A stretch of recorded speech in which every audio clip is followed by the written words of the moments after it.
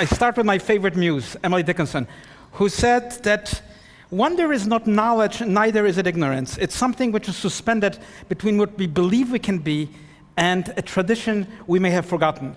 And I think when I listen to these incredible people here, I've been so inspired, so many incredible ideas, so many visions, and yet when I look at the environment outside, you see how resistant architecture is to change. You see how resistant it is to those very ideas. We can think them out, we can create incredible things, and yet at the end, it's so hard to change a wall. We applaud the well-mannered box, but to create a space that never existed is what interests me. To create something that has never been. A space that we've never entered except in our minds, in our spirits. And I think that's really what architecture is based on. Architecture is not based on concrete and steel and the elements of the soil. It's based on wonder. And that wonder is really what has created the greatest cities, the greatest spaces that we have had. And I think that's indeed what architecture is. It is a story. By the way, it's a story that is told through its hard materials, but it is a story of an effort, a struggle against improbabilities. If you think of the great buildings of the cathedrals, of the temples, of the pyramids, of pagodas, of cities in India and beyond, you think of how incredible it is that this was realized not by some abstract idea, but by people. So anything that has been made can be unmade. Anything that has been made can be made better. There it is, the things that I really believe are of importance in architecture. These are the dimensions that I like to work with. It's something very personal. It's not perhaps the dimensions appreciated by art critics or architecture critics or city planners, but I think these are the necessary oxygen for us to live in buildings, to live in cities, to connect ourselves in a social space. And I therefore believe that optimism is what drives architecture forward. It's the only profession where you have to believe in the future. You can be a general, a politician, an economist who is depressed, a musician in a minor key, a painter in dark colors, but architecture is that complete ecstasy that the future can be better, and it is that belief that I think drives society. And today, we have a kind of evangelical pessimism all around us, and yet it is in times like this that I think architecture can thrive with big ideas, ideas that are not small. Think of the great cities. Think of the Empire State Building, the Rockefeller Center. They were built in times that were not really the best of times in a certain way, and yet that energy and power of architecture has driven an entire social and political space that these buildings occupy. So again, I'm a believer in the expressive. I have never been a fan of the neutral. I don't like neutrality in life, in anything. I think expression. And it's like espresso coffee, you take the essence of the coffee. That's what expression is. It's been missing in much of the architecture because we think architecture is the realm of the neutered, the realm of the kind of a stage that has no opinion, that has no value. And yet, I believe that it is the expression of the city, expression of our own space that gives meaning to architecture. And of course, expressive spaces are not mute. Expressive spaces are not spaces that simply confirm what we already know.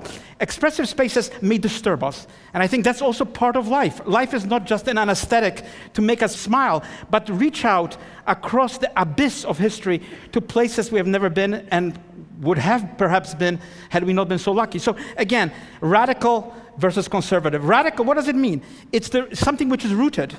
Something which is rooted deep in a tradition. And I think that's what architecture is. It's radical. It's not just a conservation in formaldehyde of dead forms. It is actually a living connection to the cosmic event that we are part of and a story that is certainly ongoing. It's not something that has a good ending or a bad ending.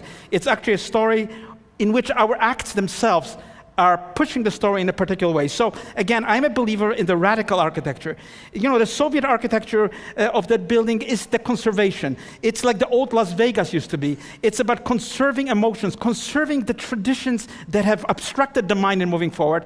And of course, what is radical is to confront them. And I think architecture is a confrontation with our own senses. Therefore, I believe it should not be cool. There's a lot of appreciation for the kind of cool architecture. I've always been an opponent of it. I think emotion is needed. Life without emotion would really not be life. Even the mind is emotional. There is no reason which does not take a position in the ethical sphere, in the philosophical mystery of what we are. So I think emotion is a dimension that is important to introduce into city space, into city life. And of course, we are all about the struggle of emotions. And I think that is what makes the word wondrous place. And of course, the confrontation of the cool, the unemotional with emotion is a conversation that I think cities themselves have fostered. I think that is the progress of cities. It's not only the forms of cities, but the fact that they incarnate emotions, not just of those who build them, but of those who will live there as well. Inexplicable versus understood. Too often we want to understand everything, but architecture is not the language of words. It's a language, but it is not a language that can be reduced to a series of programmatic notes that we can verbally write.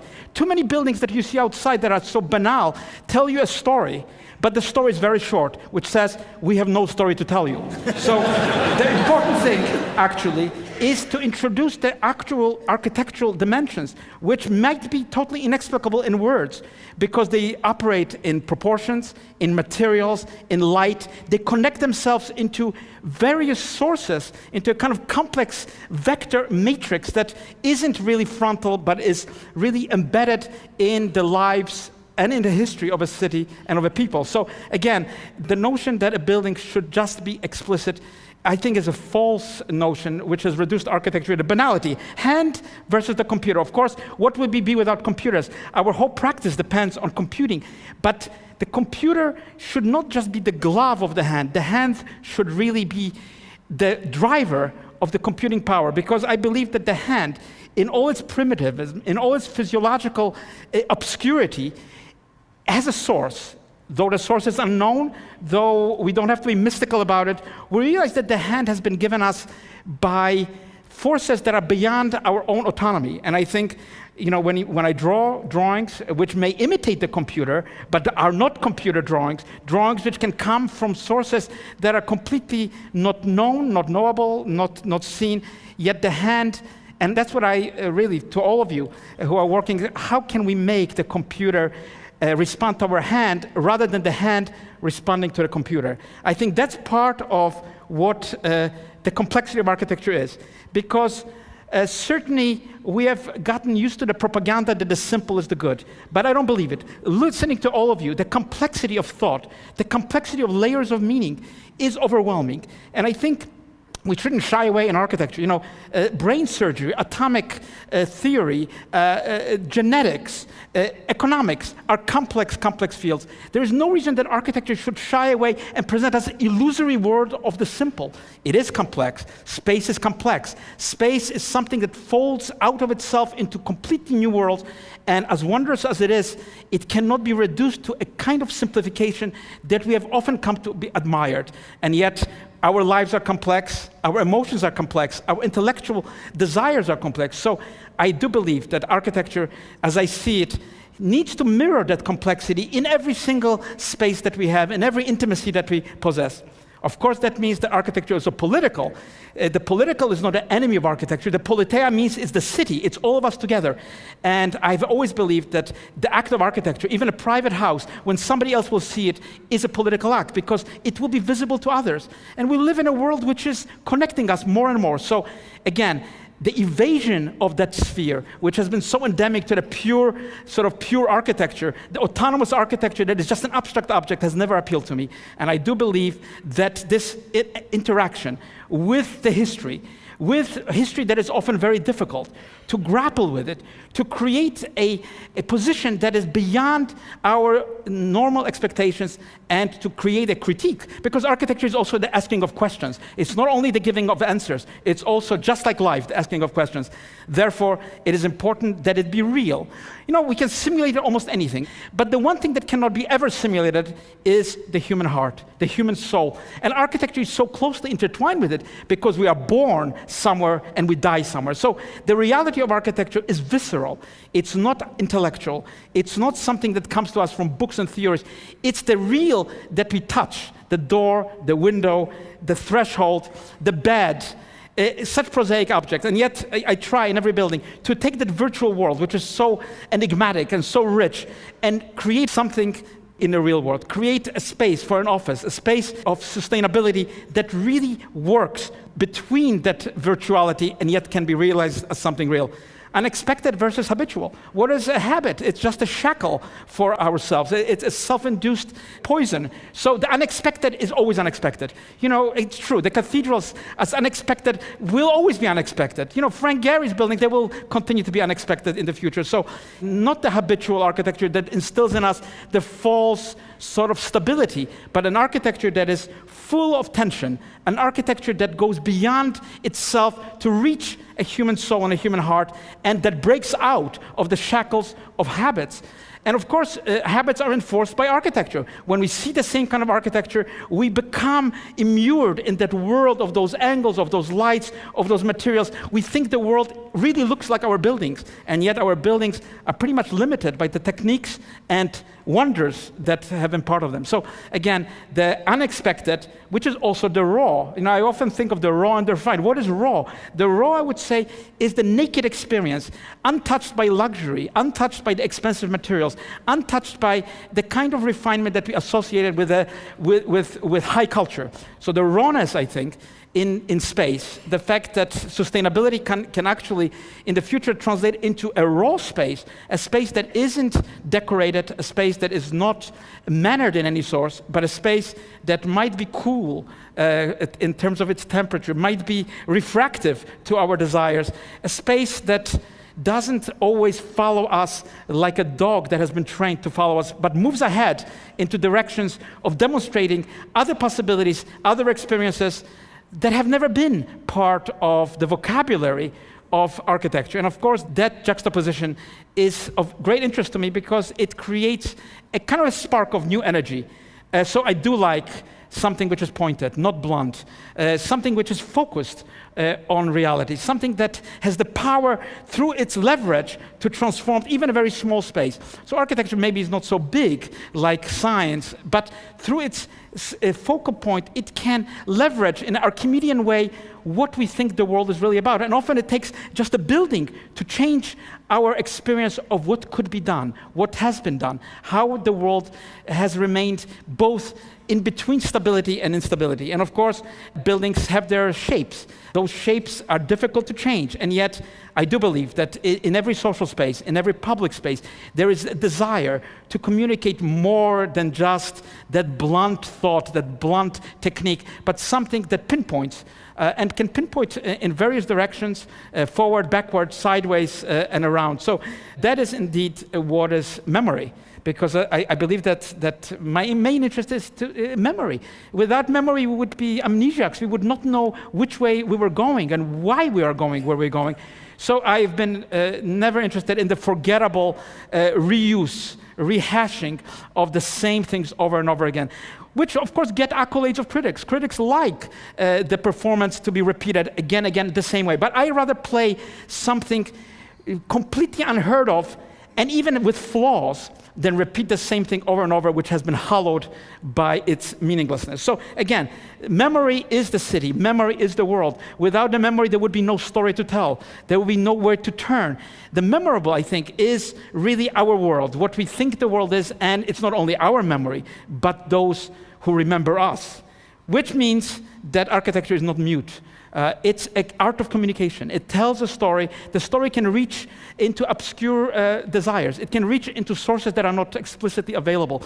It can reach into millennia that have been buried and return them in a just and unexpected equity. So again, I think the notion that the best architecture is silent has never appealed to me. Silence maybe is good for a cemetery, but not for a city. Cities should be full of vibrations, full of sound, full of music. And that indeed is the architectural mission that I believe is important, is to create spaces that are vibrant, that are pluralistic, that can transform the most prosaic activities and raise them to a completely different expectation. Create a shopping center or a swimming place that is more like a museum than like entertainment. And these are our dreams. And of course, risk. I think architecture should be risky. It costs a lot of money and so on, but yes, it should not play it safe. It should not play it safe, because if it plays it safe, it's not moving us in a direction that we want to be. And I think, of course, a risk is what underlies the world. A world without a risk would not be worth living.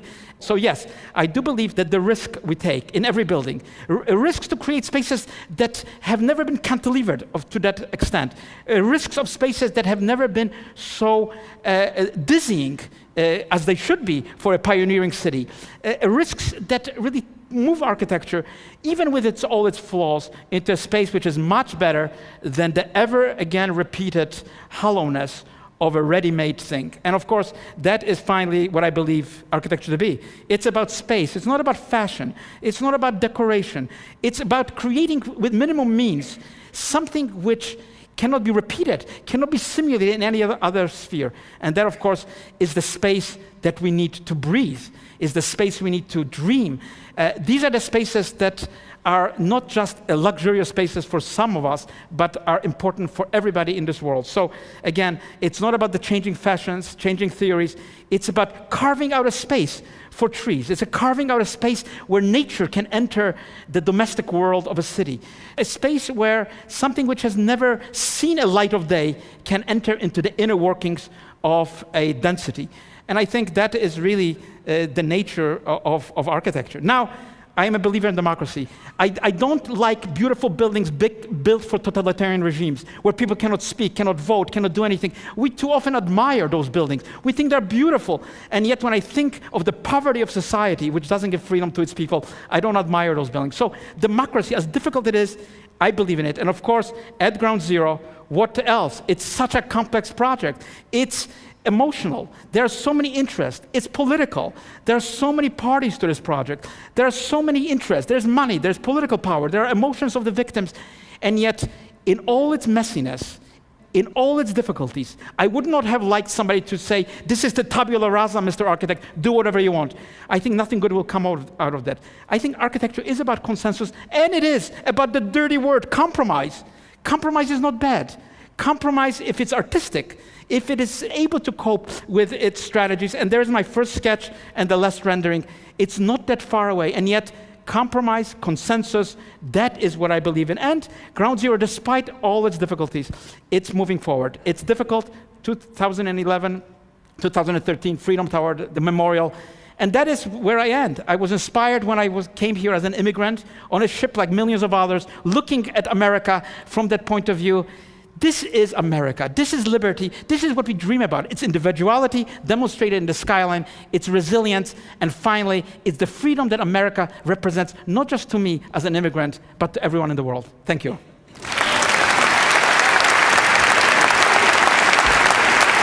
I've got a question.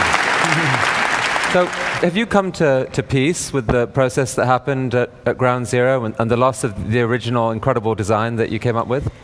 Look, we have to cure ourselves of the notion that we are authoritarian, that we can determine everything that happens. We have to rely on others and shape the process in the best way possible. I came from the Bronx. I was taught not to be a loser, not to be somebody who just gives up in a fight. You have to fight for what you believe. You don't always win everything you want to win, but you can steer the process, and I believe that what will be built at Ground Zero will be meaningful, will be inspiring, will tell other generations of the sacrifices, of the meaning of this event, not just for New York, but for the world. Thank you so much, Дэниел Либескинд. Thank you.